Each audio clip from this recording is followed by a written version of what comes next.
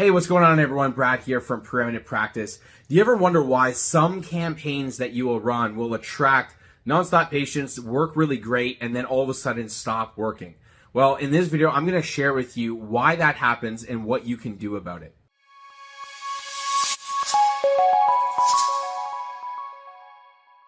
Now, the first thing that you need to understand is that whenever you're going to market, you need to look at where the prospect is in their actual buying journey.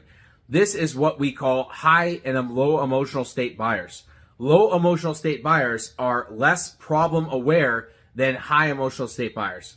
High emotional state are more solution aware and realize that they need to take action on it. Now, when you're doing marketing, you should always custom tailor your offers to make sure that you have a multitude of offers to meet people where they are. Most people only focus on, hey, a book now or a discounted front end offer or something along those lines, which are situated more towards higher emotional state buyers who are in the solution awareness state. The disadvantage there is you only got about 10 to 15% of prospective buyers who are ready to take action right at this second.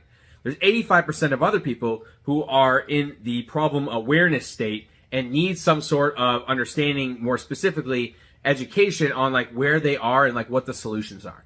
If you have someone who's very low emotional state, meaning they are not really problem aware at all, maybe they just started having back pain or shoulder pain or whatever issue that they've been experiencing, they may not even know what the next steps or solutions are potentially even for them to solve that problem. These people are really good to market to because there's a lot of them, they have a problem, and if you can help provide them a solution first, you will get them to convert into your processes.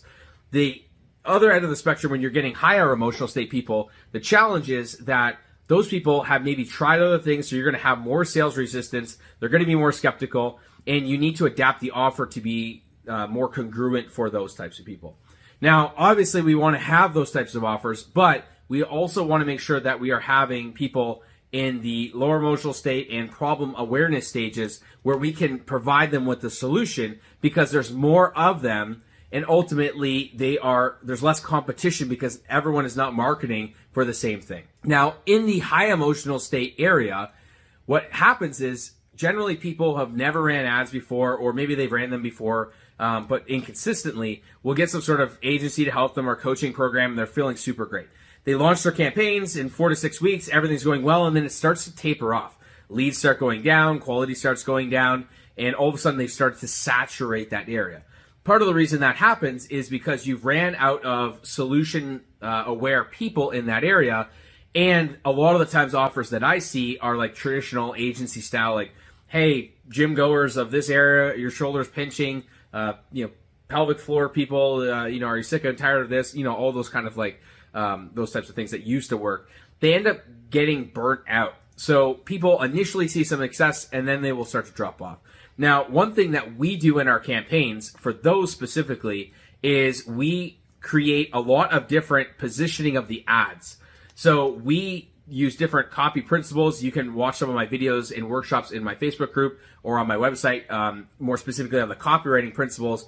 But we want to speak more to the outcomes and fill in the gap of what we call the perceptive gap for these prospects to be able to utilize your service. Remember, what you are really selling is not necessarily the outcome, but it's more or less the mechanism attached to the outcome of why people need to get into your service. So gone are the days of saying, hey, we got a $47 offer, $57 offer, come book in. Those ads are only going to get more expensive. You're going to be oversaturated with more and more people marketing, and people are going to get burned out from those ads. So you need to have some variation in that. The other thing is, if you are not running any types of ads towards problem state buyers, you need to get on that right away because it's such a large percentage of population, and they are, virgin buyers, so to speak, in terms of finding a solution to that specific problem. So those people, they have less skepticism, they have more just needing to understand or connect your service to the outcome. So the mechanism is such a critical component to that. Whether you're running on Facebook, Google, YouTube, TikTok, I run all of those types of ads. It's very important to have different types of campaigns for where those buyers are, from low emotional state, problem aware, to higher emotional state and solution aware buyers. So hopefully you found this video helpful, guys. Make sure you incorporate those changes. It will help you stay prosperous with your campaigns as you go into later this year, and make sure that ultimately you're set up for consistent success.